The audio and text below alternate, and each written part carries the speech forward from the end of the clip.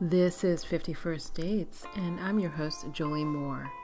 They say that hindsight is 20/20. I decided to find out if that's true. Every week, I'm going to read a chapter from my memoir, 51st Dates, then give you the backstory and commentary on what really went down.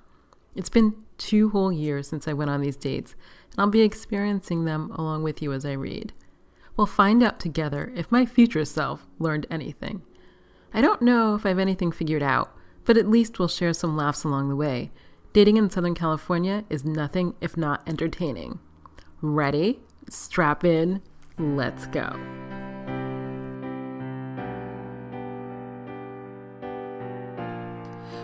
Welcome to 51st Dates. This is your host, Jolie Moore, and this is episode 19. I've had a long week. I don't know, maybe they're all long right now. And I spend a lot of time thinking about dating. I'm still not ready to go back out there, and COVID and, vaccines and whatever craziness going on doesn't necessarily encourage that, although I'm not saying people aren't dating during COVID and shouldn't. I am just taking a hiatus. But one of those things happened this week that I sort of need to parse out. So in this book, and we'll get to it later, there's a recurring guy, and at the end of 2019, I was like, I'm done mucking around with these guys.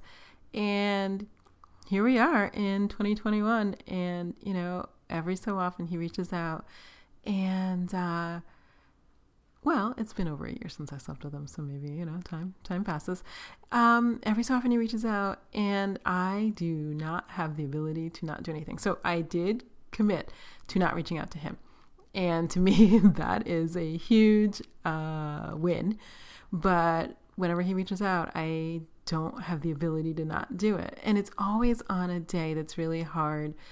And okay, this sounds creepy, and I don't even know how to explain it. But whenever I think of him, he texts. And it's the bizarrest thing. And the minute he texts, I know that it's him. And it's generally innocuous. I mean, we have lots of conversations about lots of things. This time it was like politics, because it is what it is. But we talk about politics, we talk about art, we talk about movies, we talk about stuff. And he is delightful, but so I'm not a person that blocks. So all these articles on relationships, and even when I was doing the relationship autopsy, one of the things they suggest you do is that you cut contact with people, and I will do that. That you unfriend them on social media, and if they're crazy, I'll do that. But the people who I met during this dating process, who are lovely and delightful, I have not cut them on social media, and I do talk to them with no expectation of anything. And but the people on here who are like a mess, I cut them like a cancer. But I also mute everyone on social media, except for my friends. I mute a lot of people, so I don't have to hear any political rants, any personal rants, any vegan rants, any rants. I don't do rants. But I also block people that I know that if I saw what they were doing, it would be like a poke. So I will not unfriend them, but I will certainly mute them, and then you never see them on social media. And it's, whatever. It is what it is. So, but I never block people from my phone. And I don't know, you're supposed to block them. And I'm like, okay, I'm an adult. I don't need to block people from my phone, the stalkery people. No, they're blocked. Don't worry. But I don't block them. And for the most part, I think people, even though they didn't seem to have any boundaries in any relationship I was in with them, do have boundaries and don't contact me. And then there's this guy. So, who I thought to myself, oh, if I blocked him, then he would message and I would never respond, and that would be the end of it. But I like him as a person. And so here we go. But I think I thought to myself, because it's so easy right now during the whole COVID thing to fall into bed with somebody who you've already been in bed with, what you need to know about them. And I've been debating because, I don't think he texted me to discuss all these things. I mean, we have lively conversations, but I don't think that's the reason he texted me. Presumably he has friends. with whom he can have lively conversations about politics or religion or whatever. But I know what's coming next. Like, I know, like, the next text is going to be like, hey, we should have sex. And I think I need to say no. And this is going to be the hardest thing I've ever had to do, because I really think I need to say no. And I really think I need to say, and I've already had the conversation. I mean, later in this book, we'll talk about it. I already had the conversation. I've had the conversation twice. But I think I need to have a third conversation where it's like, no, I was really serious. We can't sleep together anymore. I find you delightful, but as an emotionally available person, I can't waste my time, and I need to spend my time healing, figuring out what I want, and only pursuing things with people who are emotionally available or open to a relationship with me. But I'm finding it's a little harder than I thought. So all I do is like twisting in the wind. And now I can see why you block them. Because if I block them, then I wouldn't like be twisting in the wind over whether or not I should make a decision whether I can see this person anymore and continue the casual relationship. I don't know. So that's how that's been. But maybe I'm thinking maybe in a few weeks, I may be ready to try to start dating. But I think what I need to do, and I was just listening to a podcast about this driving in my car right now. I think what I need to do is really have very strong boundaries and ask all the questions that are impolitic, like, hey, are you married? Okay, if you're not married, are you secretly married? Hey, okay, are you separated and pretending you're divorced? Hey, even if you aren't married and are divorced, are you like pining for your ex and I'm going to have to listen to you talk about her all the time? Hey, do you have like an active addiction? Hey, and I don't know how to ask these questions, or rather, I think I need to pay attention. And I'm also contemplating some of these other things. So the Aussie who I talked about a few episodes ago. So I was texting with him about, who knows, just stuff, life. And one of the things, so I was like scrolling back through some old texts because I was trying to figure something out. And about a date we talked about, not a date, like a day of the month. We were trying to discuss a date, but he's in Australia. So obviously that's always like one off. And that's, I think I was trying to figure out a specific date that we were talking about. But when I was scrolling back through the texts, when we had been talking about me entering into a relationship, he gave me the unsolicited advice, and I think he said it, and I think it's in this book, but he gave me the unsolicited advice of go slowly. And at the time I was like, what are you talking about? What do you mean? But I think there may be something to that, which means he's way healthier than me. I think that what I need to do is ask more questions, go more slowly, and maybe not sleep with them right away, which, okay. Yeah. So maybe not sleep with them right away. There are all these like articles and studies that suggest that the flood of hormones that you get when you sleep with someone, like the oxytocin and the vasopressin and all these other things, this flood of like feel-good hormones, makes you particularly blind to red flags. And like, to me, I was like, I don't know if this is true, but I was like brushing my teeth this morning and I was thinking maybe there is something to that. Like, maybe it's not so much I don't hear them. Like, people are like, hey, these are my red flags, and they're flying. And I do hear it, but I ignore it. But I thought I was ignoring it because I had this like unworthy thing where like, well, this is the best I can do. The best I can do is crap, guys. So maybe that's part of it. That is probably the most assuredly part of it. But I'm starting to think that maybe if I'm not sleeping with them, then I can pay more attention to what they say and not ignore it and think, hell, whatever, let's get to the sex, and then we'll think about this other shit later.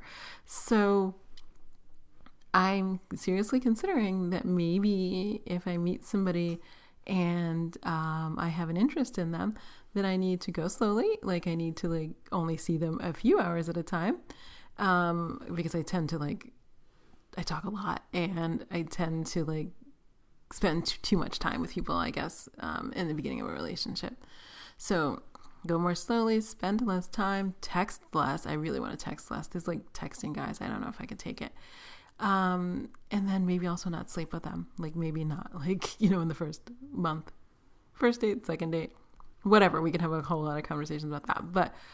And then maybe I would be more clear-headed to make decisions around whether or not they were appropriate for me.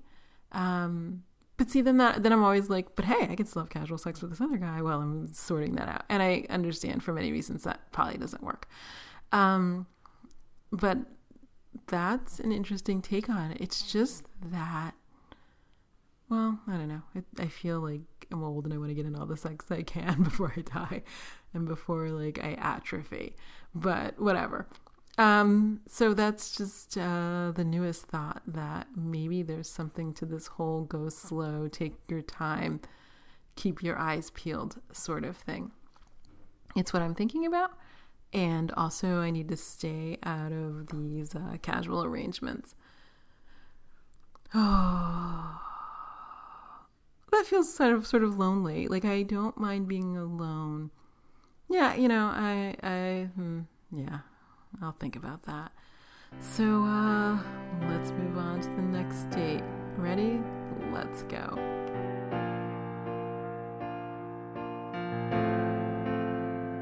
Chapter 18, No First Dates, weekend of March 24. I didn't have the time or energy for first dates this weekend. I'd made plans a few weeks before to see a play with Classic Car Guy. I was looking forward to it because I hadn't seen him for 2 weeks. He'd elevated push-pull to varsity levels.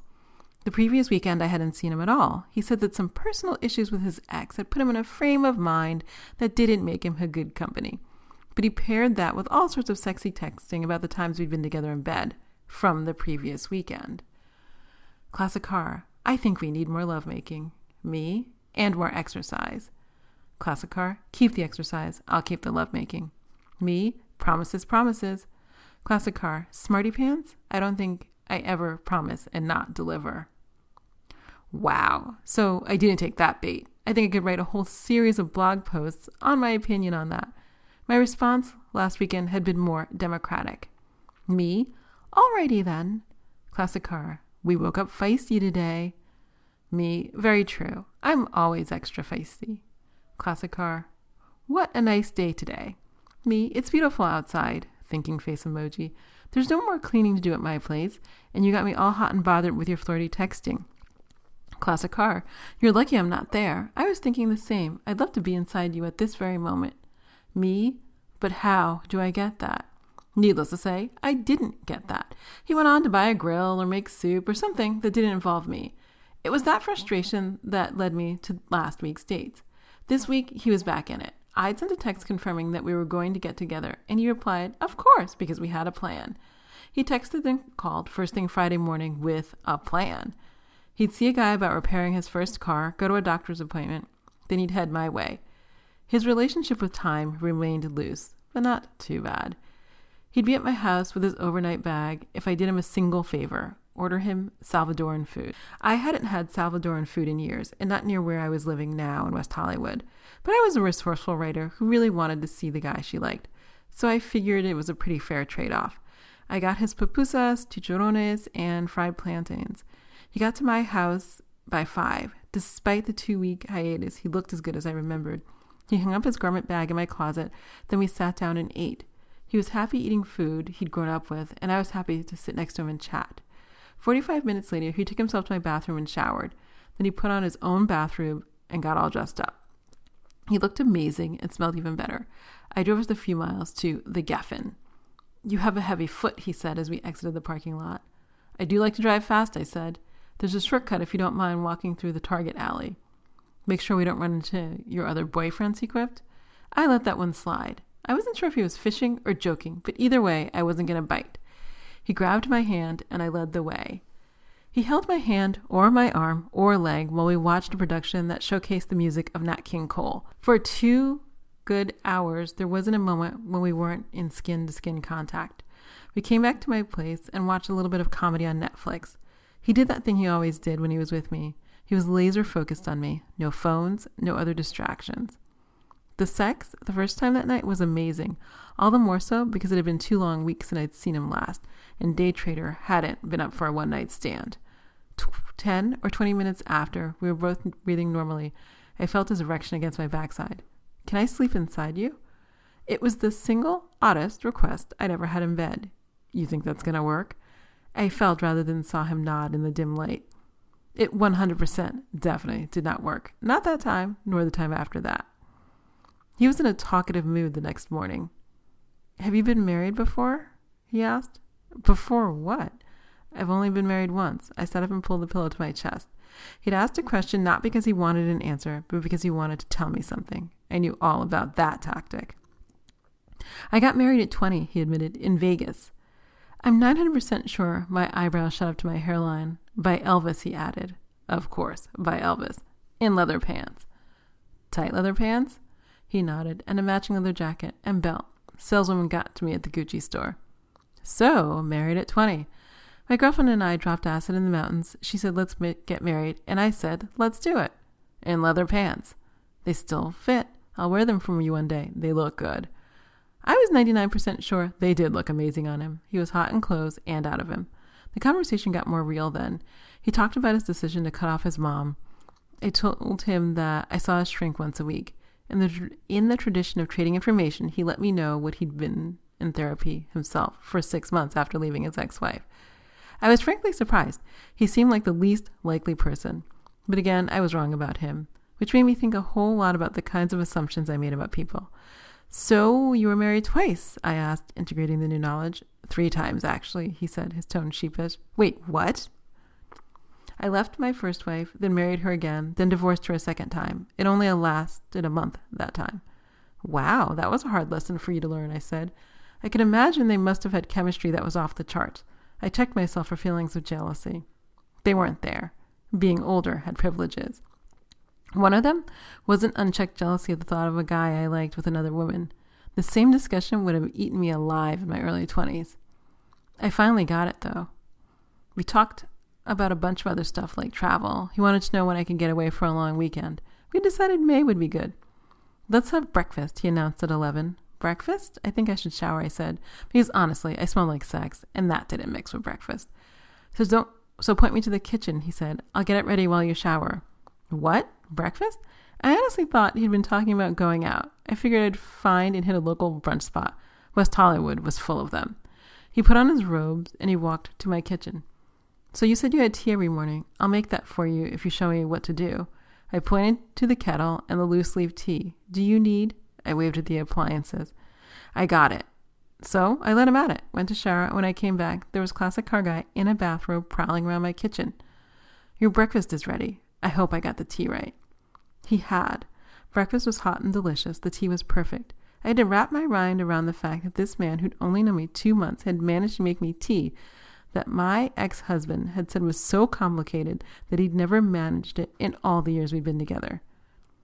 He kissed me and whipped a napkin into my lap. It was good eating with him at my kitchen breakfast bar. I once read in some book on dating that men have this moment where they make a decision about a woman. They go away, clear up whatever in the way, then come back. It felt a lot like that kind of thing had happened. It felt like he was 100% there all of a sudden. I wanted to believe in that commitment, that he wanted to be something akin to a boyfriend or whatever one called themselves past their mid-30s. That's what I held on to when he went silent on Sunday. He left behind his bathrobe and shampoo. I'll maybe admit to huffing his bathroom like it was aerosol. I was going to wash it and fold it, but it smelled like him, so I was putting off the robe's date with the washing machine. I hadn't even told him he'd left it behind. There was so much I wanted to say, but was tired of the post-mortem texting, so I decided to let it roll. Instead, I answered the texts from Mr. Irish and planned my second date with Day Trader. Mr. Irish, you never write, you never call, LOL. How are you, Jolie? Did you pick your models? I'd spent last week having a photographer shoot cover models for my upcoming Undeniable trilogy. So I talked to him about the photo shoot and the show I'd been to at the Geffen Theater with Classic Car. Editing him out, of course.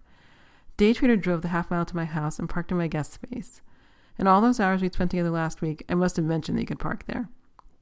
You didn't walk, I asked as I opened my door and waved him in. Didn't want to keep you waiting. This guy was a frickin' mystery to me. We watched The Wire and just talked. He was great to talk to. He even went grocery shopping with me and then put away the groceries.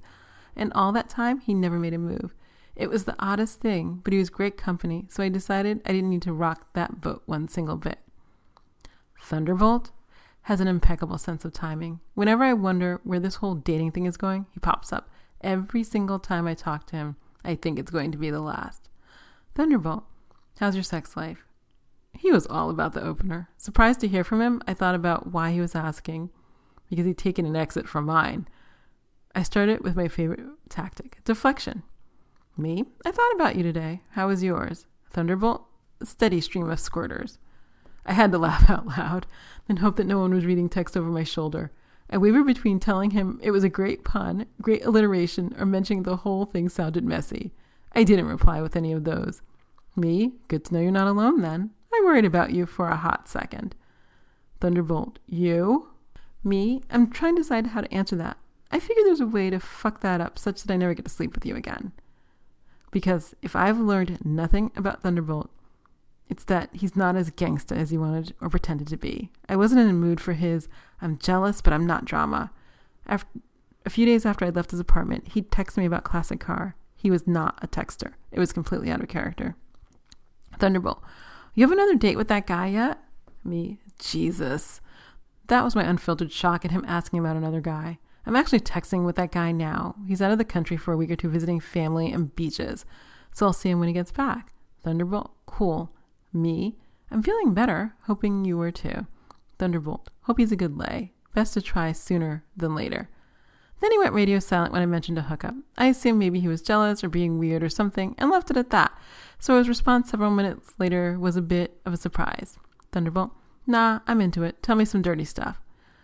I'd made the mistake of taking him at his word before. I knew better than to believe he wanted details. Me, it's not that interesting. Weekly with the same guy I mentioned before, but not enough, to be honest. I thought I'd done a good dance there, answering without answering, but he called me my bullshit with the next text. Thunderbolt, how's the sex? Me, well, it's fine, but just kind of fine. The level of guilt I felt when typing those 8 words was crushing. I liked Classic Car Guy. Really, really liked him, but the sex could have been better. I was even thinking of spending some time trying to work on it, but I hadn't quite worked out how I was going to do that yet. Classic Car Guy appeared, on the surface at least, to be full of machismo and ego.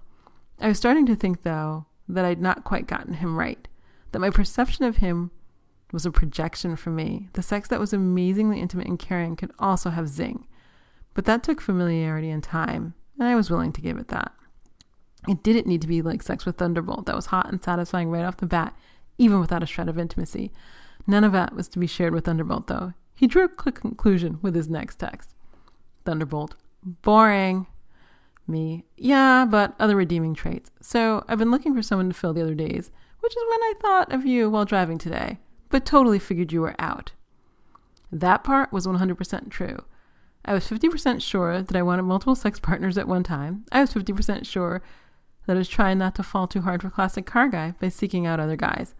Thunderbolt fit into some exception category that didn't have me cheating because he'd come before, or because Classic Car Guy and had zero discussion about exclusivity.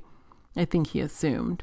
But again, I was having a hell of a time reading him, so maybe I was seeing what wasn't there. Thunderbolt, yeah, I could go for the occasional shag. Me, there's too much driving and thinking in the city. That could totally work. Thunderbolt, I don't see why not. Me, well then, my week is looking up. Thunderbolt, cool. Let's play it by ear. Me, totes.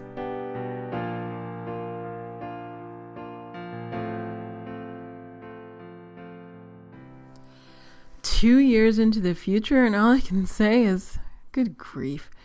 I have no idea, in retrospect, what I saw in Classic Car Guy. I mean, he was cute. But, oh my God, like, I don't know. Like, I don't know how much allowance to give people, to be honest. If I didn't date people who didn't show up on time, I would never date anybody. That's actually not true. I'd probably have dated 3 people, which may be all I needed to do. You know, so I gave Classic Car Guy a lot of rope. And maybe ultimately he hangs himself. I don't know. I don't even know, like, he was totally like, hey, I'm here, I like you, it's great, we should do things, and then he would totally disappear. And I don't know what that is. I mean, I think I mentioned that my therapist had some whole long thing that I probably should have listened to more closely about distancers and pursuers and like running hot and cold and all that. And I frankly don't understand why a relationship can't be just even. Like, you know, your expectations are met and you enjoy yourself with that person and that's it. Not all this push-pull, like, I want to see you, I can't see you, you're great, you're sexy, but I'm not going to call you. I want to call you, why can't you meet me at the drop of the hat? Hey, I want to meet you. Hey, I'm going to be late. Hey, I'm going to stand you up. Like, it's all too much crazy. And I have no desire to go down that road again. And if I obviously had to make the same choice now, I wouldn't do it. I'd be like, oh, you're cute, but you got too many fucking issues. And so I probably would not have seen him past that one amazing date. I would not have seen him after he stood me up. I mean, and that's a boundary. See, I'm making a list. That's a boundary I have to draw. So if they're late, they're off. Maybe by 10 minutes. I mean, nobody's made the 10-minute cutoff. They're either on time, which is all of like 2 of them, or, well, maybe 3, or they're like, 45 minutes late. And I'm like, and these people are always like from LA.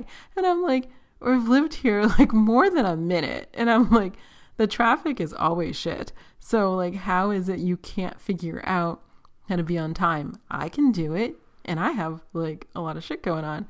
You can do it too. But I need people who can like have some sort of integrity, have a sense of time, who can make like the low level commitment of like showing up on time and doing what they say they want to do. So if they want to pursue a relationship, then they actually have to do that. It can't be like talk of pursuing a relationship and then no follow through. And yeah, that's I'm adding it to the list. Now, Thunderbolt, no, let me go back. Skip him. Day Trader.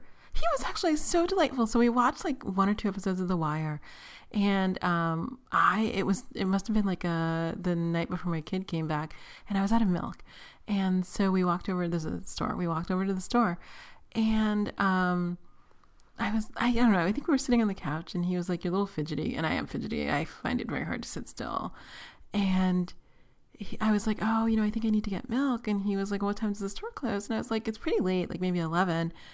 Late for LA, not late for the world. And he was like, well, why don't we just go? And I was like, really? And he was like, yeah, it'll be fun. And we walked over and it was fun and he's funny. And we went to the store and he like carried my bag and he honestly came back and he's like, where does this stuff go? And I was like, oh, this goes in the top level of the fridge. I may have bought fruit or something else too. And he put it all in the fridge for me, folded the bag, and like gave me a hug. And I was like, you're sweet and nice. And he goes slowly, which means, whatever. And then I don't know what happened after that. To be honest, I'm going to have to read along with you because I just don't remember. But he was nice. And then yield Thunderbolt. This fucking guy. He popped back up on the radar. So at one point, maybe it comes up later in this book. So Thunderbolt's like the relationship that we have is like a fairly open and honest one. Like I because I'm sleeping with him pretty regularly, in the book. We talk about like who you're sleeping with and like all the like safe sex conversations. He's pretty open and it's pretty like matter of fact, and I don't really have any feelings about it. But at some point, I was asking him how he's navigated dating in LA since he's done it for years and years and years and years and years without any relationship. Red flag, I know, whatever. And he was like the person who said take an Uber, which, was totally good advice. But one of the other things he said, and I don't even know if it's true because I know men do exaggerate, but he said what he found was good was to have what he called a harem. I think he did use the word harem, God save us all. But what he was saying is that he had a regular band of people that he had sex with on a regular basis, and he thought it was a good idea to like sort of spread it out. And I don't know if I took him up on it. You can make your own judgment about that. But I didn't think it was a bad idea. I guess maybe that way he doesn't get too attached to any one person. I don't know. But it was interesting. So I imagined when he texted me that whoever else was in his harem had some fall off and he needed to fill the gaps to keep his sex life active. This is the guy with the 100 roll of condoms on the shelf. So like clearly it's very active. And I will say this. So I was reading one of those books about relationships and they were like, are you like with spending time with an unavailable guy who's really good at sex? And I was thinking, yeah.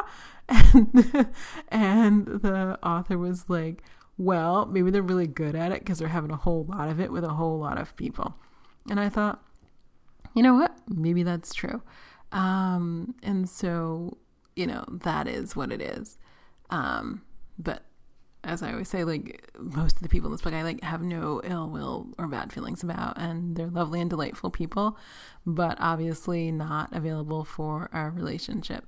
And now that I think I am emotionally available and like ready, none of these people qualify, no matter how cute they may be.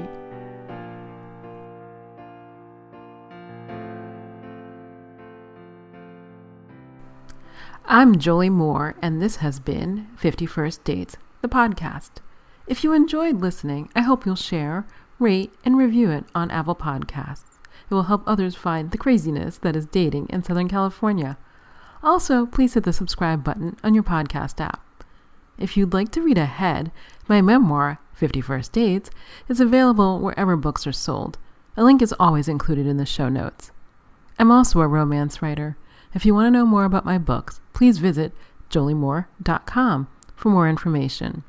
You can also follow me on Instagram at xojoliemore and on all social media at the same handle, xojoliemore.